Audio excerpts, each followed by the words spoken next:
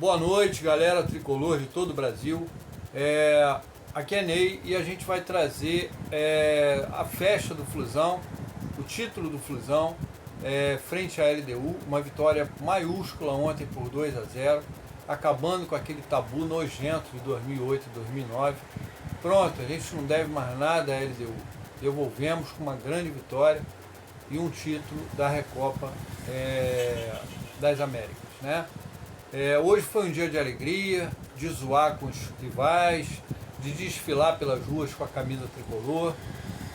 Enfim, o Fluminense é o atual campeão das Américas. Ontem o Fluminense mostrou toda a sua força no Maracanã, na decisão contra o LDU, meteu 2-0 e exorcizou de vez o fantasma que perseguia desde 2008. Quem deve estar tendo pesadelos com o Fluminense agora são eles, né? É a torcida da LDU, os dirigentes e os jogadores também.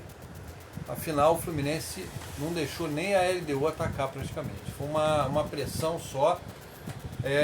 Embora no primeiro tempo o Fluminense tenha tido mais dificuldades, mas no segundo tempo o Fluminense foi dono do jogo, amplamente superior, tentando o gol o tempo todo, e mesmo com 10 jogadores conseguiu fazer o segundo gol e decretar a vitória tricolor, né? O Diniz deu entrevista hoje, falou das críticas que reclamou, como de costume, né? Reclamando das críticas que ele teve no Fla-Flu, também do jogo contra a LDU. Gente, uma coisa é uma coisa, outra coisa é outra coisa. O Diniz tem que saber conviver com elogios e com críticas, né? O Fluminense jogou mais de 10 jogos nessa temporada e atuou mal em quase todos.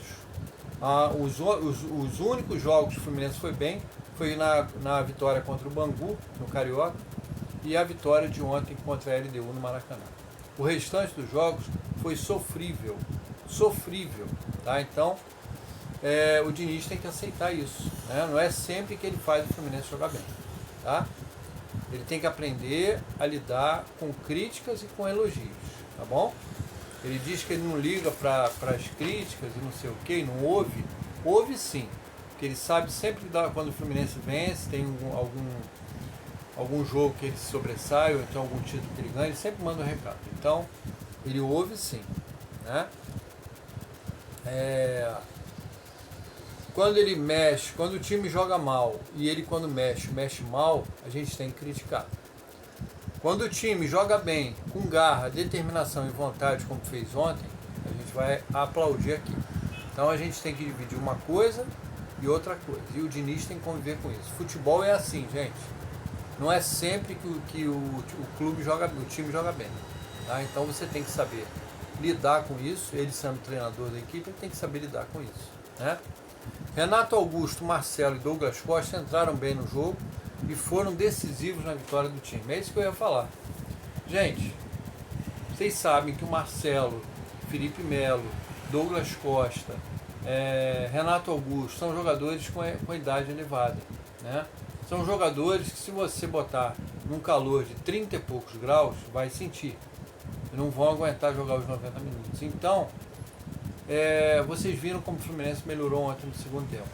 Por que o Diniz não faz isso? Deixa esses jogadores para entrar no segundo tempo. Vai dar uma dinâmica diferente ao Fluminense. O Fluminense começa o jogo com o Ganso, começa o jogo com o Douglas, com o Diogo Barbosa na esquerda, tá? Com o Keno. E no segundo tempo, o Diniz muda tudo. Coloca o Douglas Costa, coloca o Marcelo, coloca o Renato Augusto. Pode também tirar o Cano ou o Arias, se estiverem cansados, colocar o John Kennedy. Então ele tem muitas mexidas que ele pode fazer. Ele ainda tem Marquinhos, Lucumi, que ainda nem estreou, e outros jogadores mais. Então ele pode mesclar essa galera. Porque aí os jogadores vão ter um tempo de vida maior. O tempo de vida que eu digo não é de morte não, tá, gente? Tempo de vida em relação ao futebol. Os caras vão se preservar mais, eles vão se cansar menos nos jogos, se eles jogarem só 45 minutos.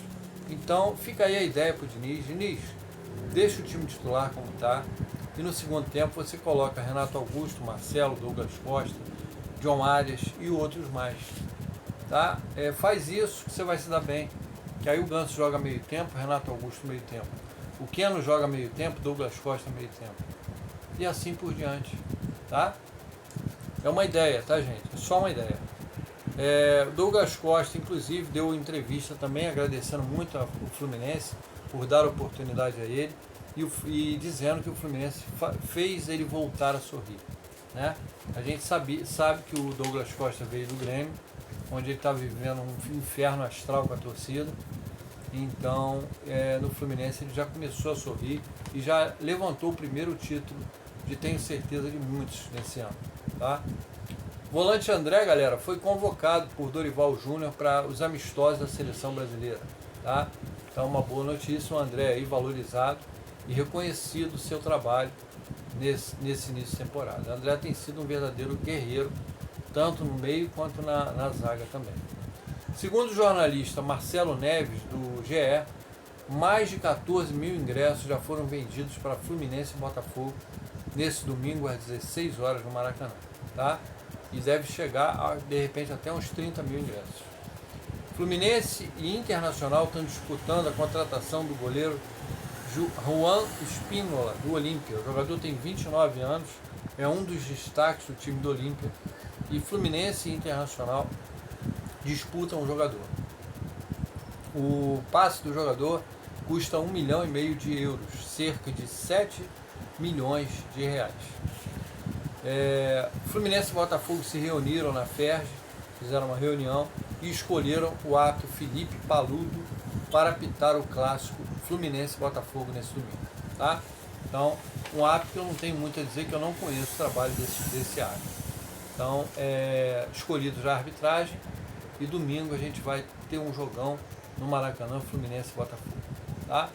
Uma vitória coloca o Fluminense na segunda posição e vai pegar o terceiro colocado, que talvez seja o Nova Iguaçu, com a vantagem do empate. Seria muito bom o Fluminense já encaminhar sua classificação para as finais, né? Peço a galera que se inscreva no canal, que deixe um like, é muito importante o like de vocês. E amanhã a gente vai gravar o vídeo pré-jogo, dando as escalações de Fluminense e Botafogo e trazendo tudo sobre o clássico para vocês, tá? É isso, galera. Parabéns à torcida tricolor, parabéns aos jogadores, dirigentes, por essa grande conquista que foi ontem da Recopa. E vai ser a primeira de muitas nessa temporada, eu tenho certeza disso, tá? Um abraço, galera. Saudações tricolores. Tamo junto.